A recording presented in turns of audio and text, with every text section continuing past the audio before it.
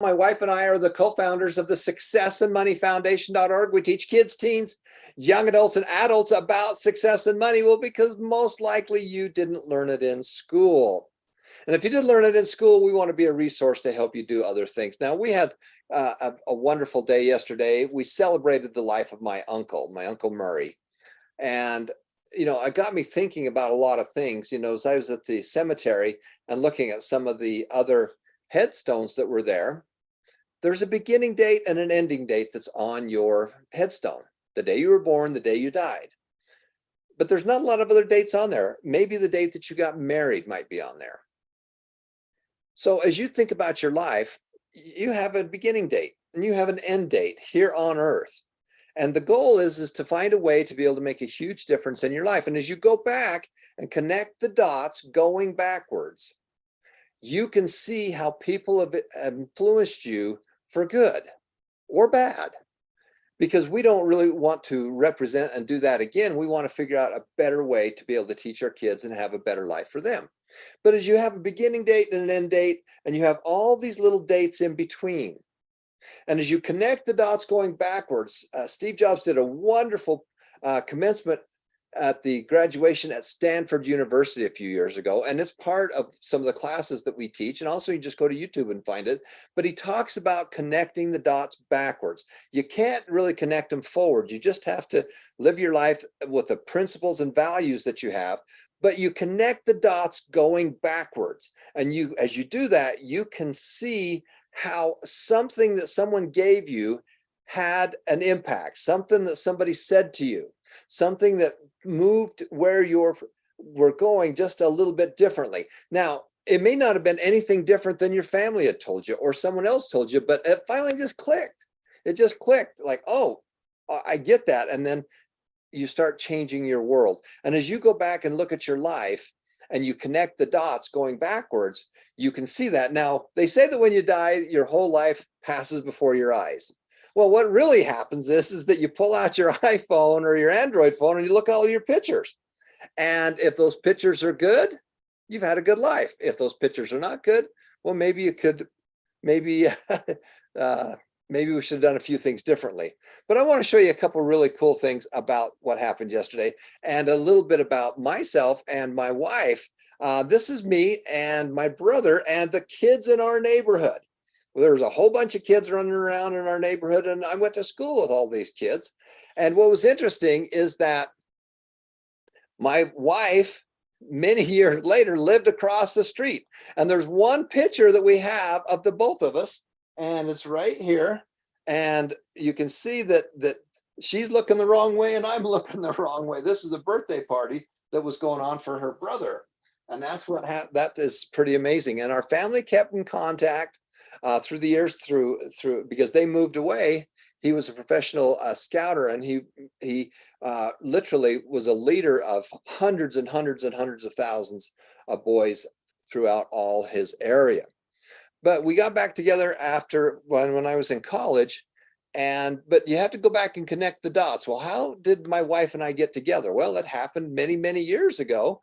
Back probably 1962 or 63 is when the connection to the neighbors across the street. It took 20 plus years after that before we got together and of course got married. But this is my wife and I. This is her parents on one side, my parents on the other side. And if you connect the dots, your goal is to be a compassionate capitalist. Your job is to make a difference in people's lives. And you can do that with good works and being a capitalist. You can use capitalism for good because you're going to make money in your lifetime. Every one of you are going to make, manage, and spend millions of US dollars or pesos or whatever it is, wherever you are. You're all going to make money. That's the one thing that everybody you see as you go to the mall, as you walk down the street, there's people everywhere. They all have a couple things in common. Number one, they're all going to make money. Some very little, some a lot. They're all going to make money. They're going to manage it and they're going to spend it to live. And some will do better with it, some will not. But the idea is to be able to have the education to be able to make a change on that. And so that is step number one. Number two, separate it. Three, you got to give some of it away. And so as you look on by my wife, her parents, they were incredible at the charity side. Now, all of us do that all the time. We were going to earn, learn, and return, but they were a massive example of giving. And especially my mother-in-law, she's an angel that's still on earth. She's an amazing woman. And then on my side, you can see my mom and dad. And you start connecting the dots going backwards, and you can see how they had a huge impact on you. Now, the reason I'm talking about this is because you are planting seeds as well.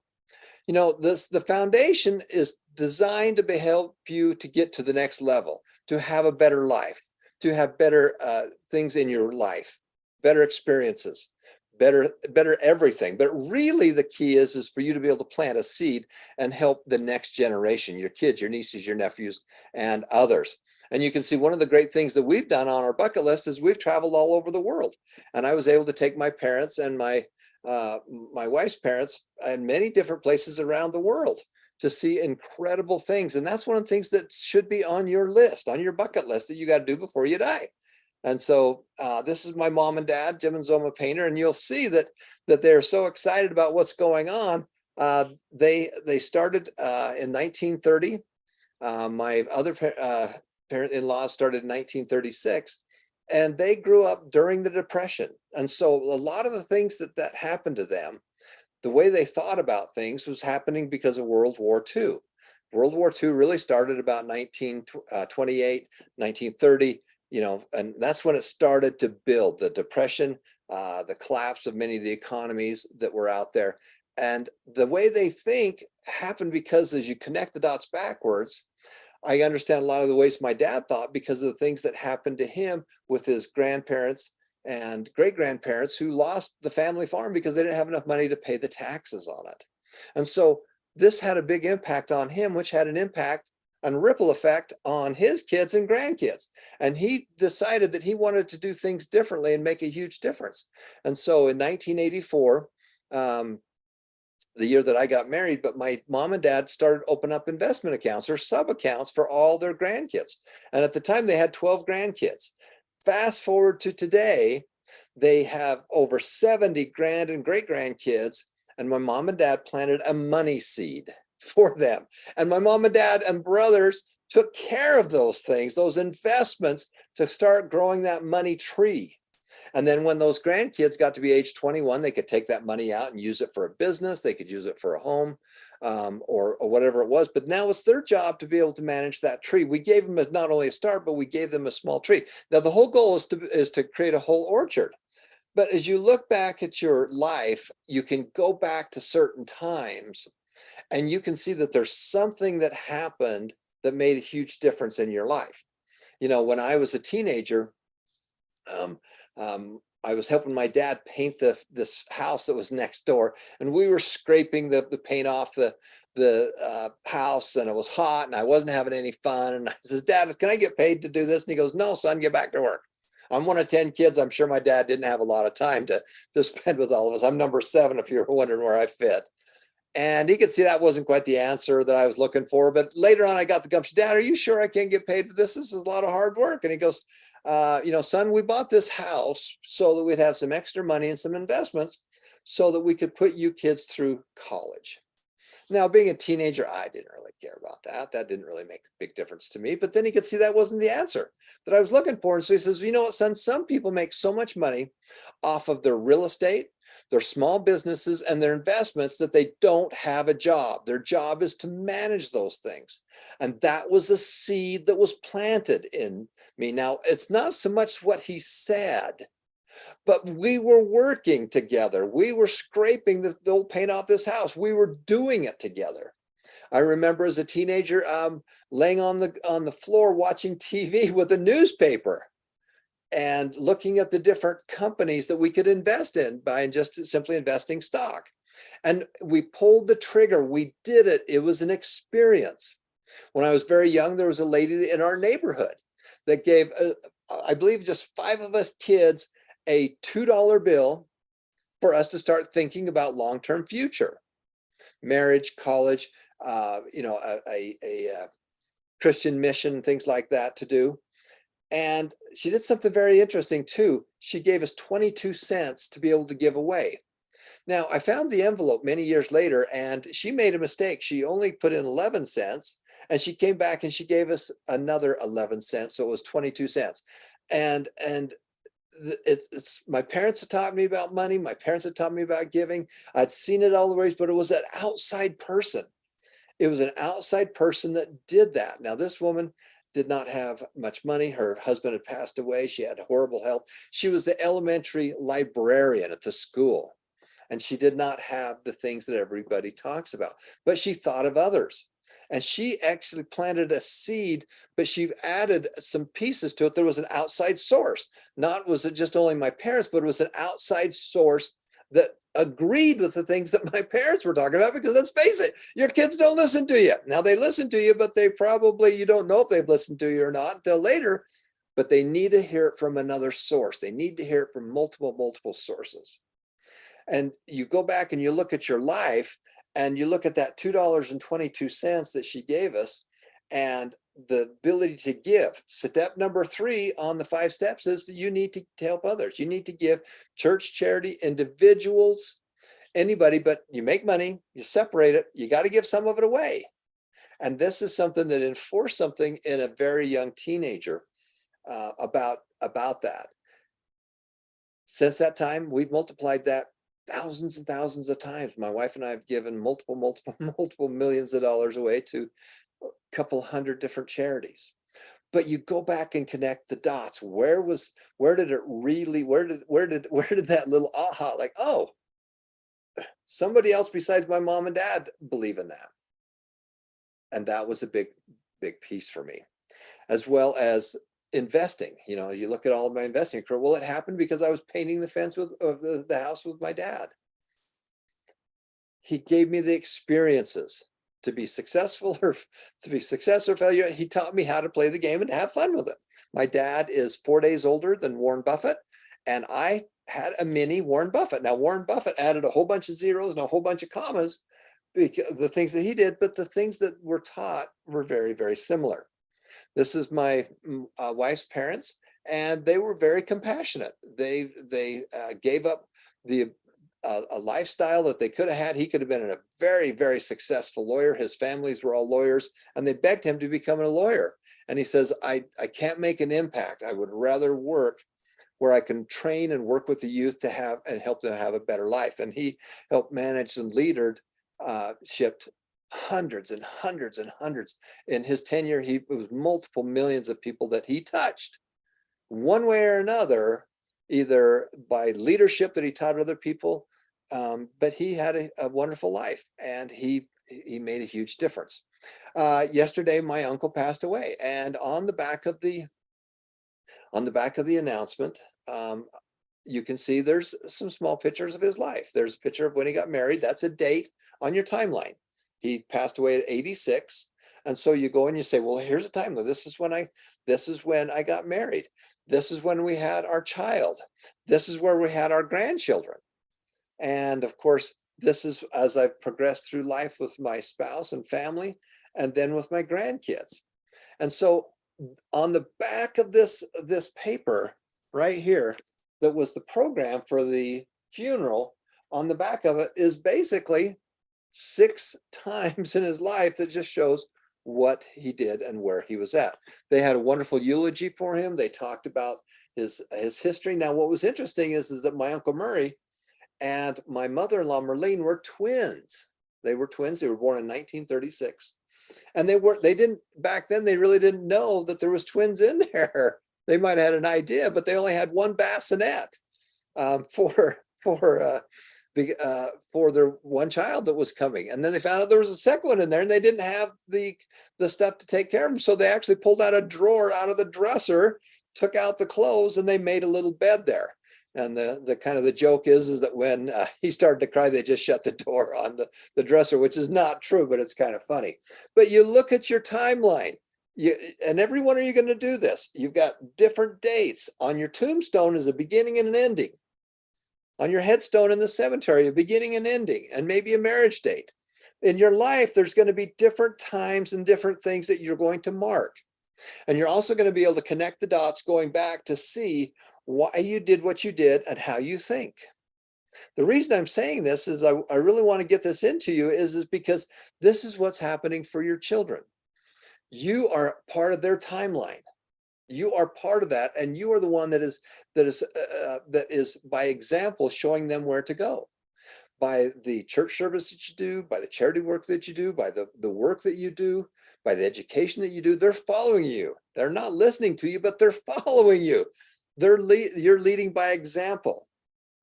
Now, he passed away and he was in the military. And one of the really cool things was that being a soldier, he was in Germany right after right as part of World War II, and right after he was in Germany. And this is them taking him to his final resting spot. Now, what's interesting is that right here are many other soldiers. That this is a sacred area where many of these people that have passed away are buried together there. This is also where my wife and I have all of our burial plots and our kids and her grandparents. So this is the kind of the legacy. Now, what was so cool is to watch them honor him for his service in the military. And these gentlemen are in their 70s, 80s, and 90s. And these gentlemen are all part that served in the military. And you can see that it's very reverent there. That's a very incredible ceremony. And they're honoring him for his service. You can see they're folding up the American flag, folding it, saluting it with honor, and of course, giving it to Murray's spouse, Leah. And then they did something really pretty incredible. They did a 3-gun salute, and then they played taps. Now, what taps are, it's a bugle that plays, and I'm going to show you that right now too, because that is pretty incredible.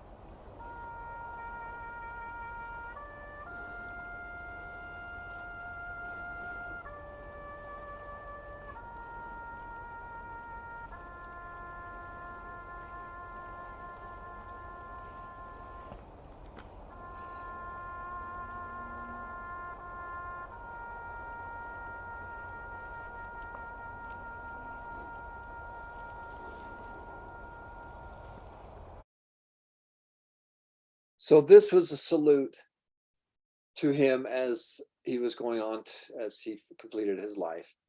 And all of us are going to go through that. So what I would like all of you to get out a piece of paper. I'd like all of you to get out a piece of paper, and because we're going to do a little experiment here, and we're going to talk about that part. Because all of you have a beginning and ending. Now, this is the whiteboard I have. I have 2 sides to my whiteboard, and I have these granddaughters. I've got 4 grandchildren, 3 granddaughters and a little grandson. And when you go to the Money Made Easy program and you see the Money Made Easy for children and parents, well, that's my granddaughters. They were 4 years of age. Now they're 9. It's like, where did all that go? Where did all that time go? And they drew on my whiteboard right here, and I don't want to erase it. But it's interesting that I look at it, there's a beginning here and there's an end over here. And the way they're seeing their life is with love. Look at that. They got love all across there. Well, that's really what your life should be about, is loving other people and making a big difference in their life. But I want to show you what your guys are going to do. So on your paper, what we're going to do is you're going to have a beginning and an end. Now, there's probably a beginning you had before this life, and hopefully there's some things that we're going to do after this life. We're just really going to concentrate on what you're going to do while you're here. And so you're going to have a start date. I'm going to show you, I'm going to talk about my start date. My start date's right here, 1959. That's when I was born. And then you're going to have all these things that you're going to do throughout your life. And hopefully that number's a long way away. You're going to learn, earn, and return your whole life. You're going to learn, earn, and return. I'm still learning. I'm still learning, and you want to learn. Green things grow, ripe things rot. You want to continue learning. That's why we created the Success and Money Foundation. This is a legacy project. I had a nice chat with my good friend Robert Allen 2 days ago. We talked about the legacy project that we've created. You know, I'm 63 years old, going to be 64 here shortly, which is, where did that go? Last thing I remember being 40 and then celebrating 50, and that was a blimp, and now I'm here, and he's 11 years older than I am. And we talked about a legacy program, and that's why we created the foundation. That's why we created this foundation, to be a legacy, to be able to help people after we're gone. But you can see you have a start date here of when you were born. You have an end date when you're going to be passing away and going to the next life. And then you're going to have little notches all through here of things that's going to happen in your life. You know, you're going to be doing a lot of learning, mostly in the first part of your life. You have years where you're going to be doing most of your earning. And then you're going to have years where you're going to be most of your returning. And in your earlier lives, this is going through school, and I graduated in 1977. That's the year I graduated. So I did a lot of learning right there. But I continued my learning all through here in college. But more importantly, I started hanging out and found ways to meet people that were doing what I wanted to do. My mom and dad taught me about compassionate capitalism.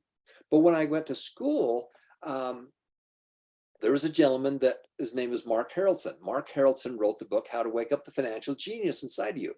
And where I was going to school up in Idaho, he owned the apartment complex, and he had written this book, this wonderful book. And what happened was that as he wrote that book, he gave that away. He gave it away. He brought it to the school, and he gave it away at the apartment complex. And he brought a whole case of books, and I walked into the office for some reason. As I did that, they gave all these books away, and I got a chance to meet him and work with him many years later. And guess what? I reached out to him a little while ago, and I said, Mark, can we give this book away? And he said, absolutely, because he's very much about giving. He wants to be able to give. And so that's how he made a huge difference. So when you go into the foundation and you scroll down into real estate, one of the first books that I ever read was How to Wake Up the Financial Genius Inside You, which is teaching the principles of investing and long-term investing. You know, the foundation was designed to not be academic. If you want a real academic pieces, then go to Khan Academy, Khan Academy. I know Sal, he's the smartest, one of the smartest guys I know. He's incredible, and it's very, very academic. But if you want to learn about doing, if you want to make it happen, if you want to pull the trigger and make things happen, then you need to come to the foundation and go through things. But you can see I had an experience right here in 1980. I got my first book when I was in college, 1978. My mom and dad taught me about things right here as I was growing up. Then another mentor came into my life as I read his book. And then as I was going through school, I got a chance to be able to go to one of Robert Allen's Nothing Down real estate classes. I didn't have any money at the time, but I had the belief that it was important to be able to learn this. And I went to the event. My brother was supposed to come. He had to pay full price, and I got in for half price. And he had something that came up at the last minute, and I had to decide, was I going to take action and go to this event and hopefully learn a lot of things about investing or not? And I didn't have the money. So I went up there, I went in a little bit earlier, I helped him do some setup, became friends with them, knowing all well that they might kick me out because I didn't have the full tuition. And they called me up at noon on the first day and says, your brother didn't show up. yeah, I knew that was a high probability. So you have to pay full price or you have to go. And I said, can't we create a student discount program? I'm going to college. I really want to stay. And they say, can you prove that you're a student? And I literally walked outside, got into my car, grabbed my psych book and my physics book, took it back in and says, here, I'm actually going to school. Can I stay? And they said, yeah, we will make up a student discount for you because we want you to stay. And I got a chance to stay. And I spent 2 days going through Robert Allen's Nothing Down seminar. It wasn't so much all the techniques that were taught. The thing that happened to me was the belief. It was possible. It was possible to be able to do the things that we do. And by sheer coincidence and luck, he had an office where I was going to college. This was a few years later. He had an office where I was going to college. And I'd heard you talk about going back and hearing things earlier. I'd heard a tape of a guy that wanted to get a job, and he was just a kid. And he went to this grocery store and says, I'd like to get a job. And they says, well, we don't need anybody. We're all good. And he says, you know what? I really want a job. In fact, I'm going to work the day for free. I'm going to come in. I'm going to work the day for free. And if you like what I do, you can hire me. And if you don't like what I do, then you got a day of work out of me for free. And this guy went to work and made stuff happen. Guess what? They hired him. I learned that back here somewhere as I heard a talk of someone talking about that experience. And I found out that Robert Allen's office happened to be where I was going to college. So I went to his office and I literally went there many, many weeks in a row trying to get a job. I didn't want a job to get paid.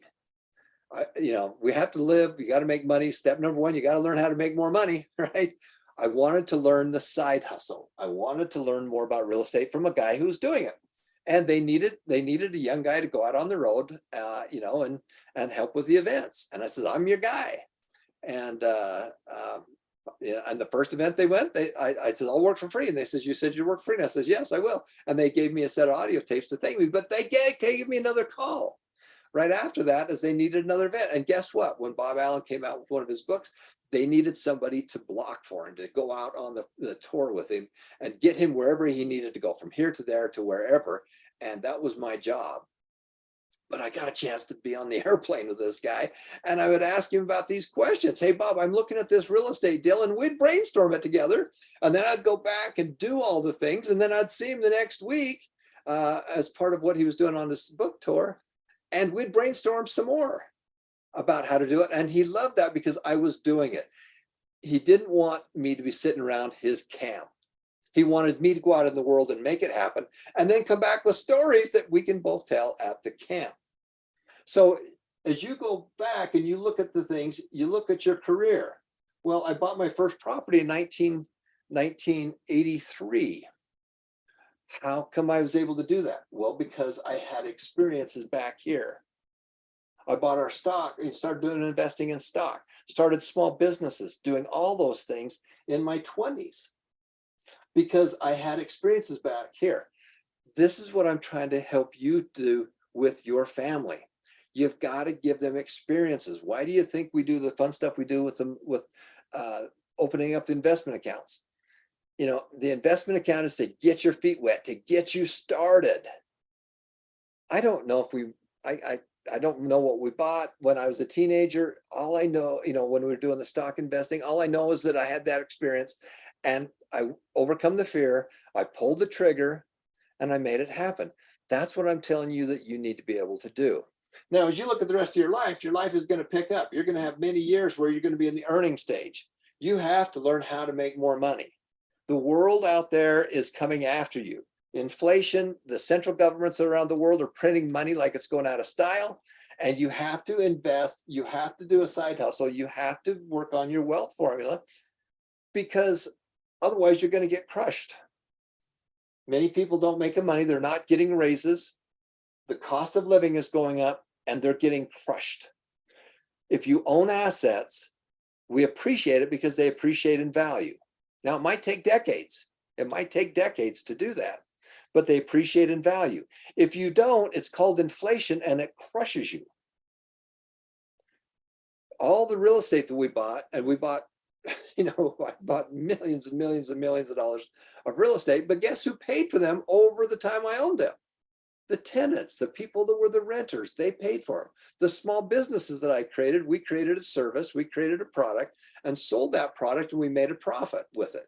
We made a difference in their life, but it also made a difference for us to be able to make more money and get it down to here.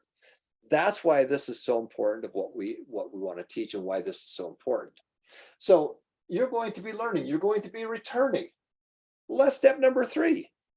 Now you're going to be doing little things in your life. If you're not willing to give away 10 cents out of a dollar, or 5 cents out of a dollar, or 2 cents out of a dollar, you're not going to give away $100,000 out of $1 million. Okay. All money does is make you more of what you are. If you're a jerk and you make a lot of money, you're going to be a big jerk. If you're giving and loving and compassion and you make money, you're going to be able to make a huge difference in people's lives. So this is your earning years. And the earning comes here, but it's really here. This is the key right here, is the wealth formula. You need to make extra money with your side hustle or your businesses to get it here, and you need to put money away. You need to do that over time. This is not a get rich quick. We're building a foundation, a strong foundation, because when the wind blows, we don't want it to knock down our trees. We don't want it to knock down our money trees. It takes years for you to grow a really good money tree. It does, if you want it to be strong and to do well. And our goal is to plant and create a whole bunch of money trees. And then we have to teach it how to make more money. How does it make more money? How does it go up in value? How does it beat inflation?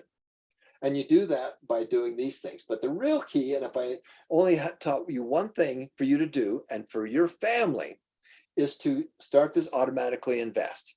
Now, many of you are saying, we can't talk about certain things in our family. We can't talk about religion. We can't talk about sex, and we can't talk about money. Well, you have to learn how to talk about hopefully at least 2 of the 3. You're going to get in trouble with those, but you got to learn how to talk to your family about these things. And it's not so much the talking, it's the doing. So you can open up their investment accounts, and guess what? You don't ever tell them. Well, that doesn't work. It's harder to teach people than it is to actually do it for them. It's easy to write a check. Hey, I'm going to put money into my kid's account and they'll have money later. That's like giving them the keys to the Ferrari when they turn 16, instead of teaching them how to drive the little Volkswagen or ride a bike. You got to teach them these things as you go. And if there's only one thing that you did, and you'll never see me again, and I only had 5 minutes to teach you one thing and to encourage you and to have you do it, would be this right here. You got to get those investment accounts open. You've got to get that real estate going. You've got to get those small businesses going. All of those things you've got to get going.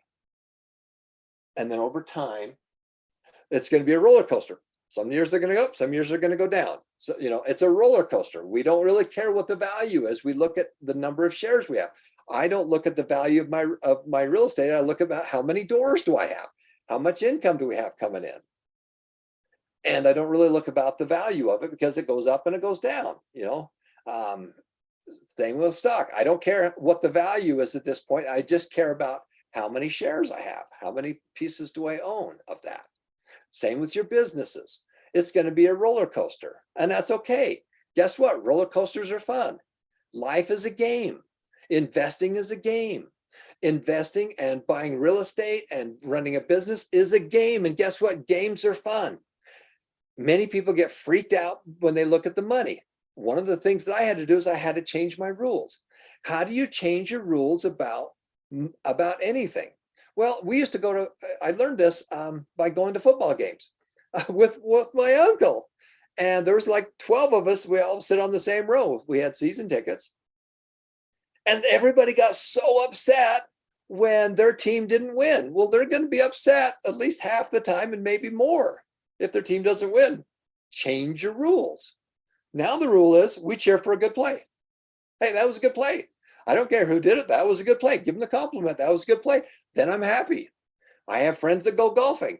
They get so upset if they don't get a score that they wanted.